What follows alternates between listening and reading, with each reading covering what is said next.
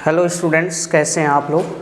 आज हम लोग पढ़ेंगे क्लास 10th का मैथ, जिसमें पहला चैप्टर 1 रियल नंबर की बात करेंगे। और रियल नंबर के हम वो क्वेश्चन सॉल्व करेंगे या उस क्वेश्चन के बारे में सीखेंगे जो मोस्टली एग्ज़ाम में पूछा जाता है या फिर उसके आने की संभावना बहुत ज़्यादा होगी। ठीक है, तो इसी क्रम में हम पहले क्वेश्चन को लेते हैं। और आप जानते हैं कि सबसे इम्पोर्टेंट क्वेश्चन इसी टाइप का क्वेश्चन आएगा जो अभी पहला क्वेश्चन है। इसमें है prove that √3 is an irrational number. इसको जब हम सॉल्व करेंगे तो इसका एक स्ट्रेटजी होता है कि कैसे इसको सॉल्व करेंगे। सबसे पहले आप जो भी ये नंबर दिया, अच्छा एक चीज़ और क्लियर कर दें, √3 या फिर √5 या फिर √2 या √7 इस टाइप का कोई भी वैल्यू हो सकता है। यहाँ 2 हो सकता है, 5 हो सकता है, 7 हो सकता है। सब में वही फॉर्मेट, वही स्ट्रेटजी आप यूज करेंगे। तो फर्स्ट ऑफ ऑल इसको आप लिखोगे let √3 is a rational number. इसको लिखेंगे इज अ रेशनल नंबर। हम इसके अंगेस्ट चलेंगे। ये कह रहा है इर्रेशनल, आप लिखोगे रेशनल नंबर। और जब ये रेशनल नंबर होगा तो रेशनल नंबर के टर्म्स एंड कंडीशन को फॉलो करेगा। Okay, this implies √3 can be written as p/q where p and q not equal to 0 are integers and p, q are coprime. ये जो p और q हैं ये कोप्राइम है। Coprime in the sense those number which HCF is 1। ऐसे दो number p और q, यहाँ पे दो नंबर है, ये अगर इन दोनों का HCF 1 आता है तो हम कहेंगे कोप्राइम है या फिर रिलेटिवली प्राइम है। इसको हम क्या करेंगे, रूट को हटाएंगे तो आप लिखोगे 3 = p²/q²। ये कैसे आया है, तो squaring both the sides, cross multiply करिए। इसके नीचे कुछ भी नहीं है तो 1 आप सपोज कर सकते हैं। 1 का मल्टीप्लाई करोगे तो p² इसका यहाँ करेंगे 3q²। इसको आप इक्वेशन नंबर 1 सपोज करके छोड़ दीजिए। अब देखो ये डिवाइडेंड हो गया, ये डिवाइजर हो गया, ये कोसेंट हो गया, रिमाइंडर कुछ नहीं है तो 0 मानेंगे। It means dividend equal to divisor into quotient, यानी ये नंबर 3 के मल्टीपल में है because reminder is 0।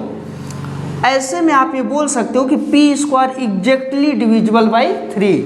This implies p² is divisible by 3।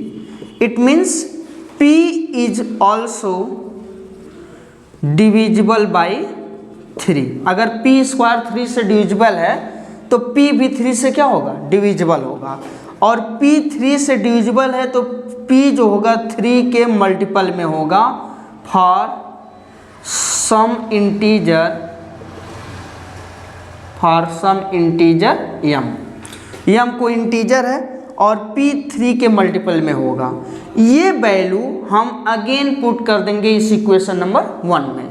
Put in equation number 1, therefore we get p² के जगह आप रख दो 3m तो हो जाएगा 3m का स्क्वायर और यहाँ हो जाएगा 3q²।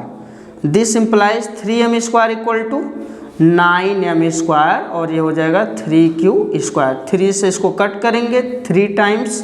This implies 3m² = q²। Okay, अब यहाँ बताइए, इसको ऐसे भी लिख सकते हैं q² = 3m²। Now this equation is same as p² = 3q²। अब ऐसे ही आप यहाँ से बोलोगे q² किससे डिविजिबल है, 3 से। This implies q² is divisible by 3, therefore q is also divisible by 3। अब यहाँ देख रहे हैं कि यहाँ पे p भी 3 से डिविजिबल है, यहाँ q भी 3, यानी दोनों 3 से डिविजिबल है। This implies p and q both are divisible by 3 which is a contradiction.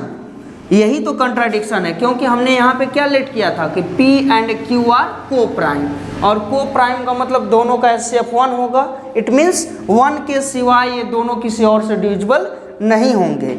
अब हम यही बोलेंगे कि P and Q both are divisible by 3 which is a contradiction of the fact that P and Q are coprime. P और Q coprime है, इस बात का यहाँ क्या मिला, कंट्राडिक्शन है। फिर आप लिखेंगे therefore our supposition is wrong, hence √3 is an irrational number.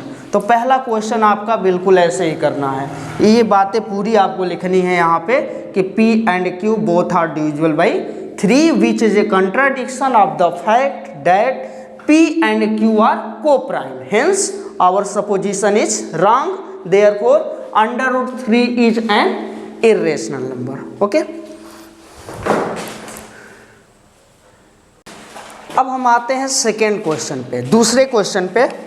दूसरा क्वेश्चन ऐसे है, सो दैट, अब यहाँ आपको शो करना है, दिखाना है 5 + 2 √7 इज एन irrational number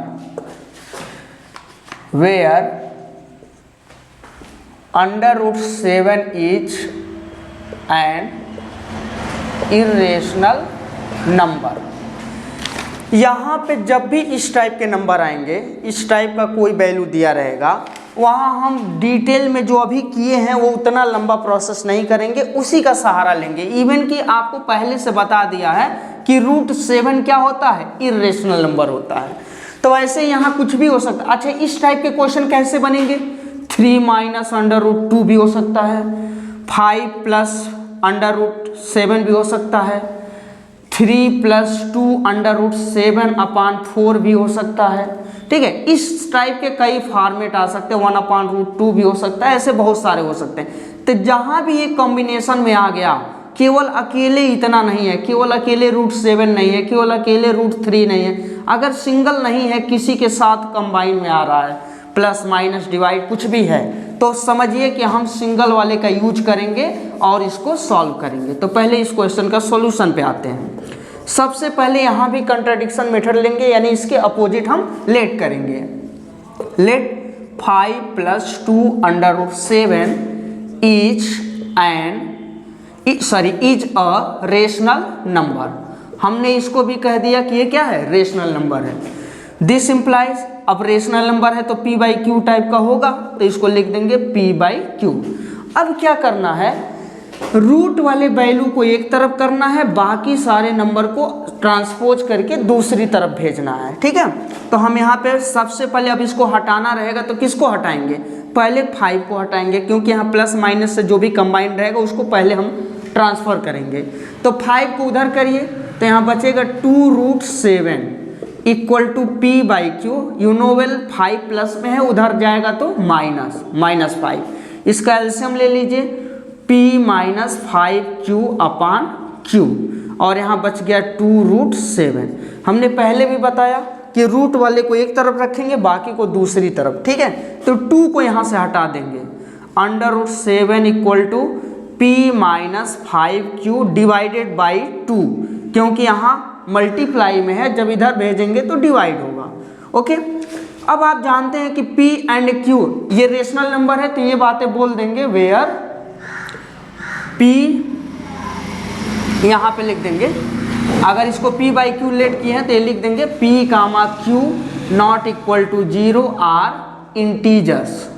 ये आपका लिखना है। यहाँ को प्राइम वाला कंसेप्ट नहीं लिखेंगे तो भी चलेगा, क्योंकि उसका कोई यूज नहीं करना है। अब देखिए यहाँ P एक इंटीजर है, Q भी एक इंटीजर है। किसी इंटीजर में 5 का मल्टीप्लाई करेंगे तो भी इंटीजर, दो इंटीजरों का डिफरेंस हमेशा इंटीजर, नीचे भी एक इंटीजर।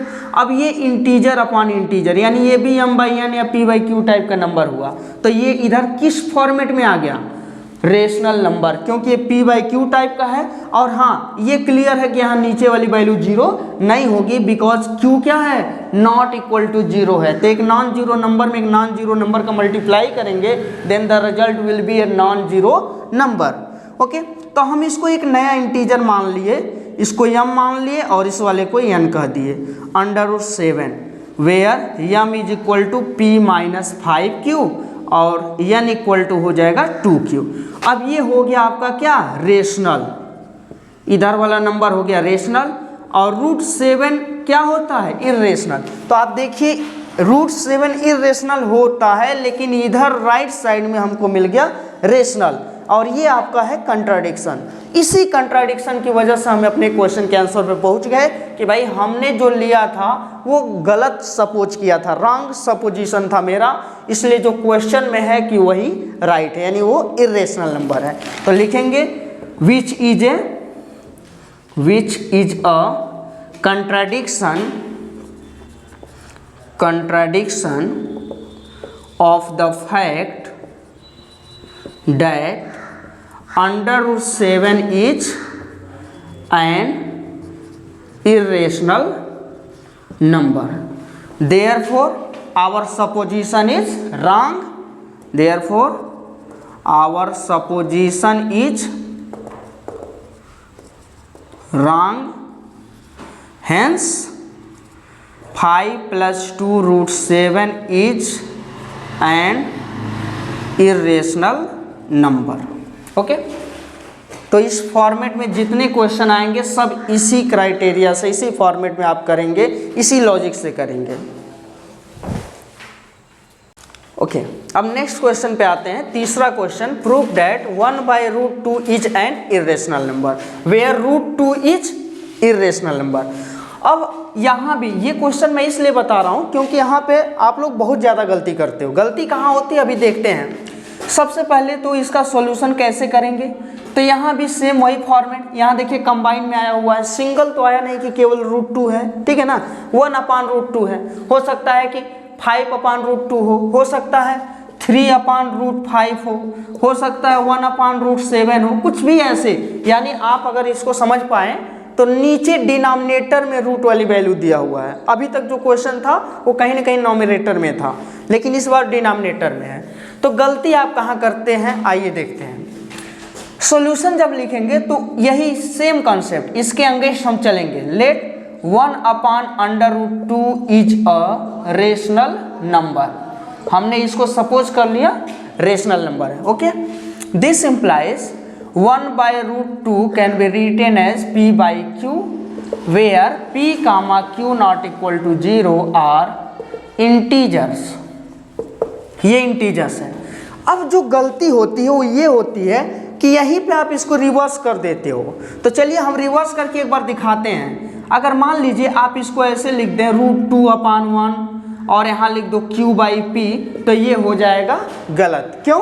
क्योंकि जब आप इसको रिवर्स करते हो तो इधर की वैल्यू तो हमको पता है कि 0 नहीं है, लेकिन q ऊपर गया p नीचे। अब यहाँ हम श्योर नहीं है कि p 0 है कि नहीं है।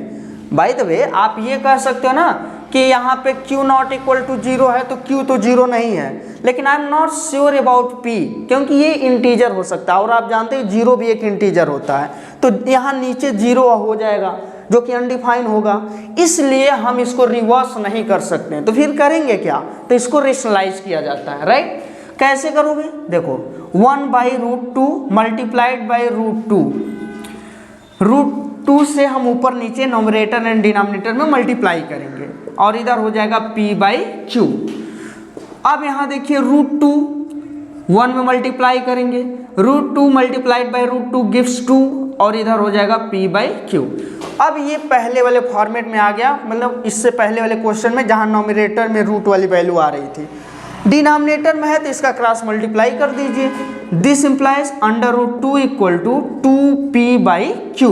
अब बताओ ये एक इंटीजर हो गया, नीचे वाला तो पहले से q इंटीजर है, it means √2 is equal to m/q type का नंबर हुआ, where m equal to 2 × p। This implies √2 equal to rational number.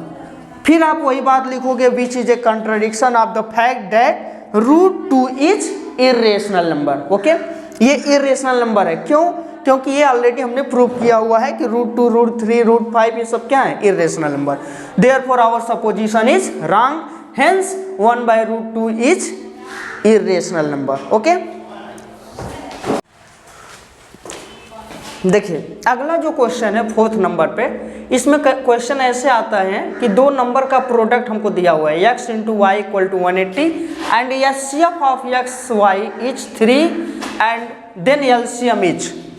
आपको यहाँ पे बताने होंगे कि अगर दो नंबर का प्रोडक्ट इतना है और उसका HCF दिया है तो LCM क्या होगा, या कभी कभार ऐसे होता है कि LCM दिया रहता है तो HCF निकालते हैं। तो इसके लिए एक फार्मूला आप याद रखेंगे, A into B is equal to HCF of A comma B into LCM of A comma B.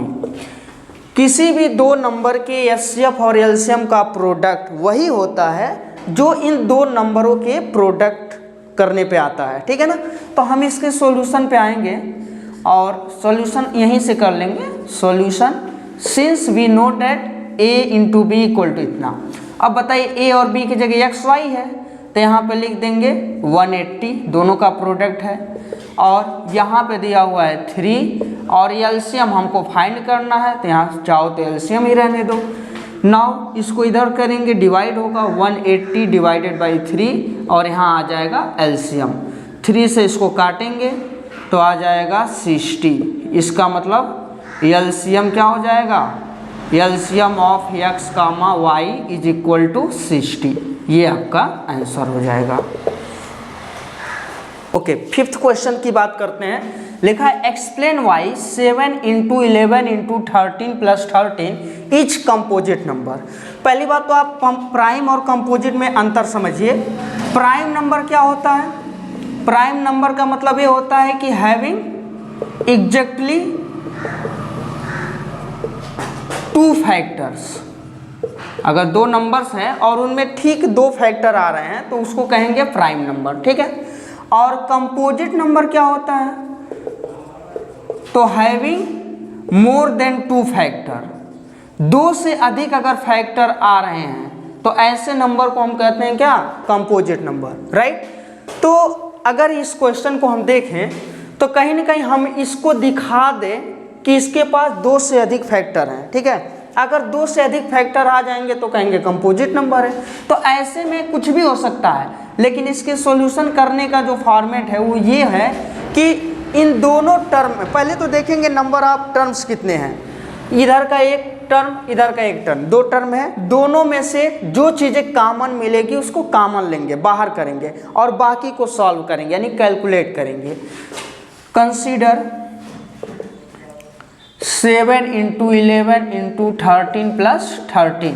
अब इसको क्या करेंगे, दोनों में 13 कॉमन है, 13 कॉमन हो जाएगा तो यहाँ बचेगा 7 इंटू 11 और प्लस यहाँ पे 13 निकल जाएगा तो और बाकी कोई नंबर तो है नहीं तो 1 मान लेंगे, 1 बचेगा यहाँ पे, राइट। अब ये जब कॉमन आप ले लिए तो इसको क्या करेंगे, कैलकुलेट करोगे, राइट। कैलकुलेट कर लेते हैं। 13 11 7 का मल्टीप्लाई करिए, 77 प्लस 1, यहाँ आएगा 13 इंटू 77 प्लस 1 78। अब ये चीज़ें वेल नोन है कि आप 78 को देखो तो ये एक कंपोजिट नंबर है, right.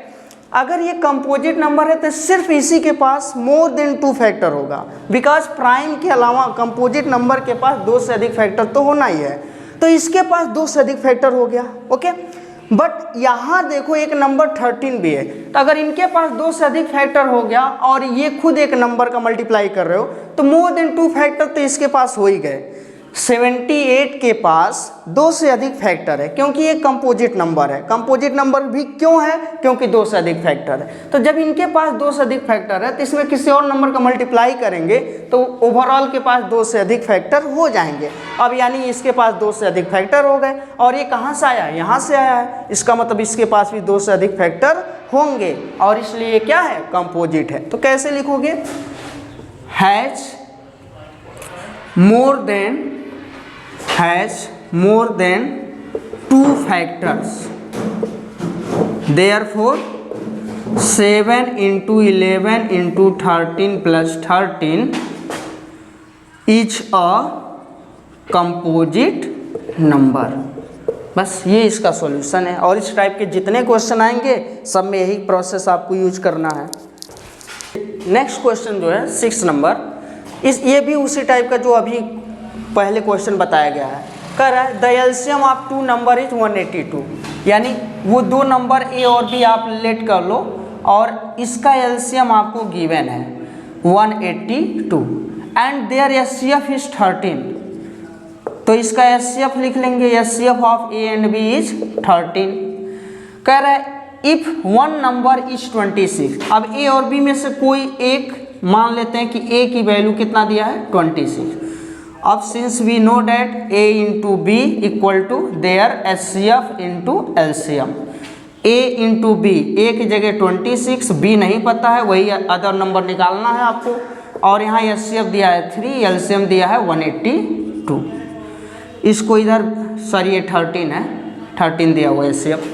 Now b is equal to 13 into 182 divided by 26। अब इसको काटेंगे, 13 2 जा 26, 2 से इसको कट करिए तो b इक्वल टू आ जाएगा 2 9 जा 18, 2 1 जा 2, यानी b की वैल्यू 91, जो सेकेंड नंबर आ गया आपका 91 आएगा, ये आंसर हो जाएगा। देखिए 7th वाला जो क्वेश्चन है उसमें लिखा है find HCF and LCM of 72 and 120। जब भी आपको 72, 120 ऐसे दो नंबर या तीन नंबर आपको दिए जाए और कहा जाए कि आप एचसीएफ और एलसीएम बताइए, तो पहला काम ये करेंगे, सबको आप ऐसे लिख लेंगे 72 और 120 कंसीडर करिए और इसके प्राइम फैक्टर्स निकाल लीजिए।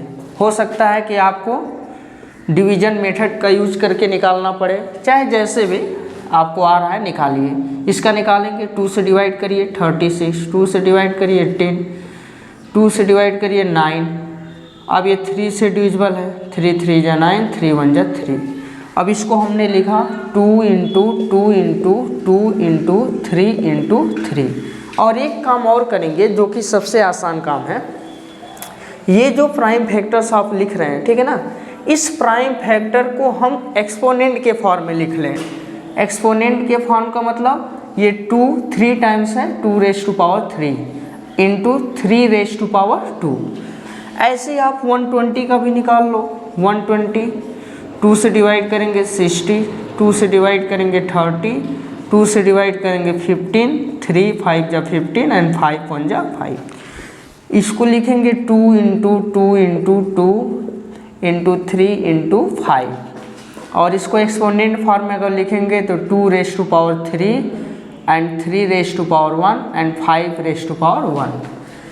अब आपको एचसीएफ अगर निकालना है तो हमेशा याद रखिएगा, एचसीएफ निकालते समय अगर ये दो नंबर है तो दोनों में जो कॉमन होगा वो नंबर लिखेंगे। जैसे यहाँ 2 भी है, 2 भी है, लिख लेंगे, 3 भी है, 3 भी है, ये भी लिख लेंगे इंटू करके, और 5 इसमें तो है लेकिन पहले वाले नंबर में नहीं है तो हम उसको नहीं लिखेंगे। जो दोनों में कॉमन रहेगा वही लिखेंगे। उसके बाद यहाँ पे मिनिमम पावर, इन दोनों में का जो मिनिमम पावर होगा वही लिखेंगे। तो 2 का पावर यहाँ भी 3 है, यहाँ भी 3 है, तो इसका मिनिमम मैक्सिमम सब सेम है। 3 का पावर यहाँ 2 है, यहाँ 1 है, तो मिनिमम कितना है 1 है, इसको हमने लिख लिया। अब इसी को हम कैलकुलेट करेंगे, वही आपका आंसर होगा। ओके, 2 इंटू 2 इंटू 2 और 3 1 टाइम है तो 3, इसको कैलकुलेट करेंगे 24, ये आपका एचसीएफ आ गया। ऐसे ही अगर आपको एलसीएम फाइंड करना है, क्या करेंगे, जितने भी यहाँ डिफरेंट नंबर नज़र आएंगे सारे नंबर लिखेंगे। जैसे यहाँ 2 भी है, 3 भी है, 2 भी है, 3 भी है और 5 भी है, तो कुल कितने टाइप के नंबर है, एक 2 है, एक 3 है और एक 5 है। अब यहाँ ये नहीं देखना है कि कौन किस में आया है नहीं आया, 2 भी है, 3 भी है, 5 भी है, 3 तरह के नंबर दिख रहे हैं, तीनों लिख लेंगे। और अगर आप एलसीएम की बात कर रहे हो तो मैक्सिमम पावर लिखेंगे। 2 का मैक्सिमम पावर 3 का मैक्सिमम पावर 2, 5 का मैक्सिमम पावर 1। अब इनको कैलकुलेट करिए, 2 का 3 पावर 8 हो जाएगा, ये 9 हो जाएगा, ये 5, 8 5 जब 40, 9 360, तो एलसीएम इसका आ गया 360, राइट। इसका प्लस पॉइंट ये है कि अगर आप एक्सपोनेंट फॉर्मेट में निकालना सीख गए या निकाल पा रहे हैं तो कभी नंबर ऐसे आ जाएगा, कभी क्वेश्चन ऐसे आएगा कि p जो है x क्यूब y और q इक्वल टू दिया है x स्क्वायर y क्यूब और ये z। अब इसका अगर आपको एचसीएफ निकालना है तो जो दोनों में कॉमन नंबर है तो एक x है एक y है, ये लिखेंगे। और इसके बाद इनका मिनिमम पावर, आप जानते हैं कि मिनिमम पावर आपको लिखना रहेगा जब भी आप HCF निकालोगे। तो इस पे मिनिमम पावर कितना है, x का 2 है तो यहाँ मिनिमम पावर 2 हो गया। y का मिनिमम पावर कितना है, यहाँ 1 है, यहाँ 3 है, तो मिनिमम पावर 1 है, तो इसका आंसर हो गया x² y। अगर आपको एलसीएम फाइंड आउट करना है तो आप क्या करेंगे, जितने भी डिफरेंट नंबर आएंगे x into Y into Z, जितने भी डिफरेंट फैक्टर हैं सब लिखेंगे और इनका मैक्सिमम पावर, तो x का मैक्सिमम पावर 3, y का मैक्सिमम 3, z का मैक्सिमम 1, तो ये आपका एलसीएम हो जाएगा। ठीक है, अब आते हैं हम लोग नेक्स्ट क्वेश्चन पे। नेक्स्ट क्वेश्चन है find the greatest number which divides 85, 72, leaving remainder 1 and 2 respectively. Respectively का मतलब पहले में से इतना रिमाइंडर आ रहा है 1 और दूसरे में इतना रिमाइंडर आ रहा है यानी 2। जब भी कभी आपको ग्रेटेस्ट नंबर पूछा जाए कि find the greatest number, find the lowest number, find the highest number, जब भी ऐसे वर्ड आते हैं तो जब ग्रेटेस्ट की बात हो, मैक्सिमम की बात हो, हाईएस्ट की बात हो, यहाँ पे हमें निकालना है HCF। जब भी आपका या फिर लार्जेस्ट की बात हो, इन सब के लिए हमें क्या निकालना है, HCF। और जब आपको लोवेस्ट की बात हो, मिनिमम की बात हो, लिस्ट की बात हो, यहाँ पे हमें निकालना है LCM।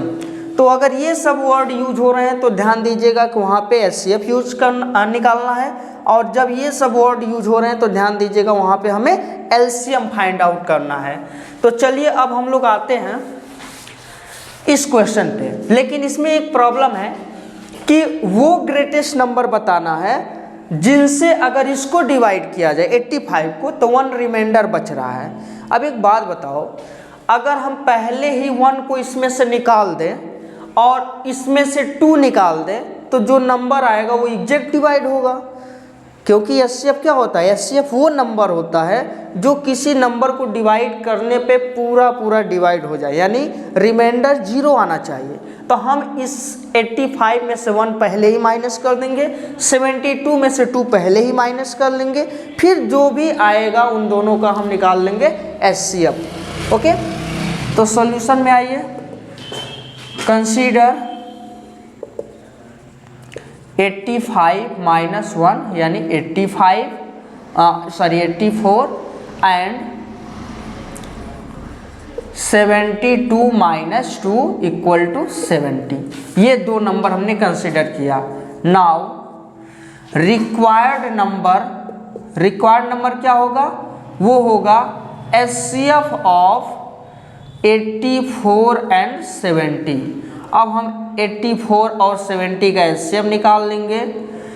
सो HCF के लिए कंसीडर 84 का अगर फैक्टर निकालें तो आप डिवीजन मेथड से निकाल सकते हैं। 2 से डिवाइड करिए, 2 4 जा 8, 2 2 जा 4, 2 से डिवाइड करिए, 2 2 जा 4, 2 1 जा 2, 3 से डिवाइड करिए 7, 7 से डिवाइड करिए 1, ये आ जाएगा 2 स्क्वायर इंटू 3 और 7, ये सब 1 टाइम आ रहे हैं।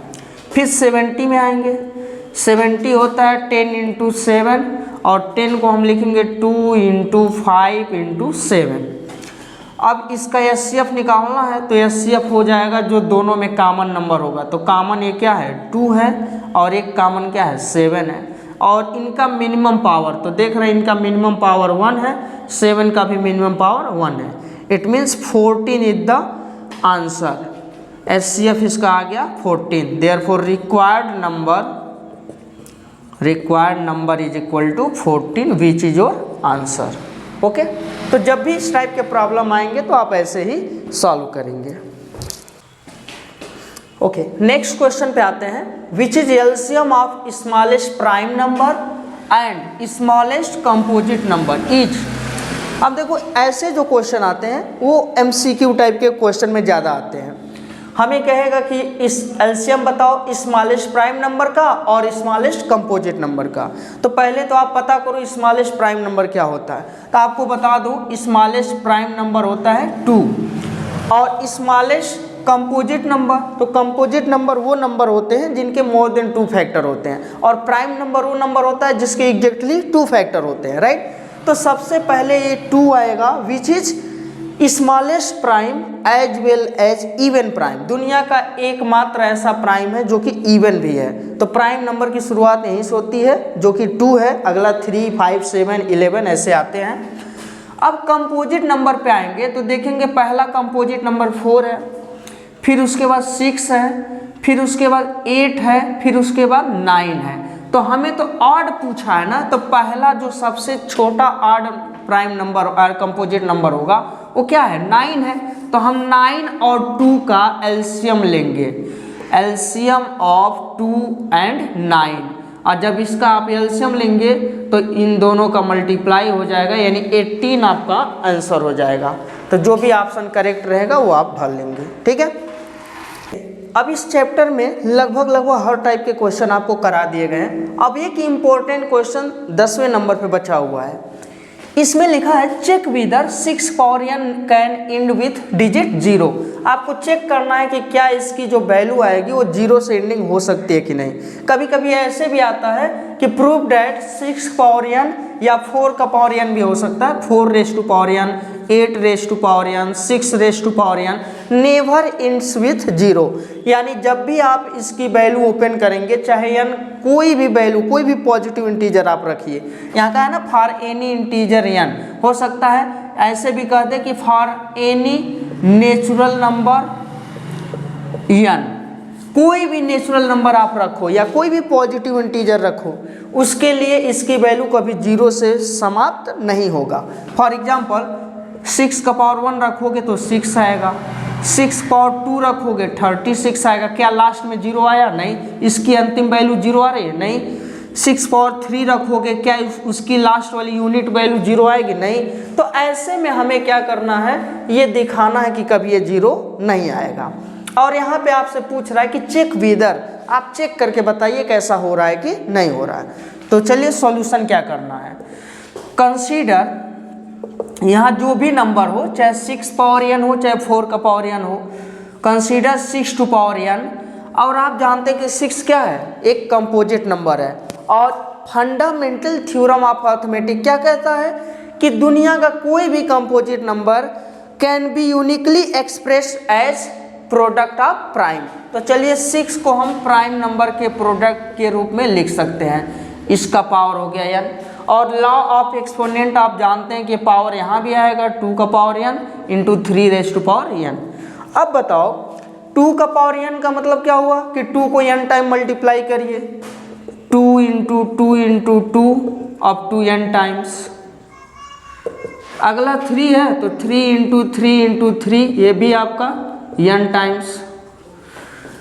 अब बताओ लास्ट में 0 कब आएगा। जैसे मान लो मैंने कहा 50, अब आप कहोगे लास्ट में 0 आ गया, तो लास्ट में 0 आने का मतलब ये हुआ कि 5 में 10 का मल्टीप्लाई है। ओके, आपने कहा 100, फिर इसको अगर आप देखो तो 10 में 10 का मल्टीप्लाई है। हमने कहा 500, इट मीन्स 50 में कितने का मल्टीप्लाई है 10 का, यानी कहीं ना कहीं कम से कम एटलीस्ट 110 का मल्टीप्लाई रहेगा, तभी उसके अंतिम में एक 0 आएगा। ठीक है। अब रही बात कि 10 कब आएगा, तो कभी भी 10 बनाने के लिए एक 2 चाहिए और एक 5 चाहिए। अगर 2 और 5 के अलावा इसको छोड़ के कोई नंबर आएगा तो वो 0 नहीं बना पाएगा। 0 कम से कम एक 0 के लिए एटलीस्ट 1 2 एंड 1 5 आपको चाहिए ही चाहिए उसका फैक्टर। ओके, तो आप यहाँ देख रहे हो कि 2 तो कितनी बार है, बहुत सारा है, 2 2 2 n टाइम है, लेकिन क्या कोई एक बार भी 5 आया है? नहीं आया। तो जब 2 मिल रहा है लेकिन 5 नहीं मिल रहा है तो ये 10 बना पाएगा? कभी नहीं बना पाएगा। तो आप इसको लिखेंगे since there is no any factor as 5, hence 6 power n never ends with zero, ये कभी भी जीरो के साथ समाप्त नहीं होगा। ये आपका इसका सॉल्यूशन हो जाएगा। ठीक है, अगर मान लीजिए आप 4 का पावर n कर रहे हैं तो इसको कैसे एक्सपेंड करेंगे, 2 इंटू 2 का पावर n, यहाँ 2 का पावर n, 2 का पावर n। अब 2n टाइम है, ये भी 2n टाइम है, बट यहाँ कोई 5 नहीं आ रहा है, इसका मतलब there is no any factor as 5, therefore 4 raise to power n never ends with zero. ठीक है, तो बच्चों इस टाइप के जितने क्वेश्चन हमने कराए हैं, 10 क्वेश्चन है, 10 क्वेश्चन में आपको अच्छे से रिवीजन करना है। यही 10 क्वेश्चन ओवरऑल आपको हो सकता है इससे मिलता जुलता क्वेश्चन आएगा, इससे रिलेटेड आएगा, हो सकता है यही आए, जो भी आना रहेगा इस टाइप से पूरा कवर हो गया आपका। ठीक है, तो पहले चैप्टर का पूरा रिवीजन कर डालिए।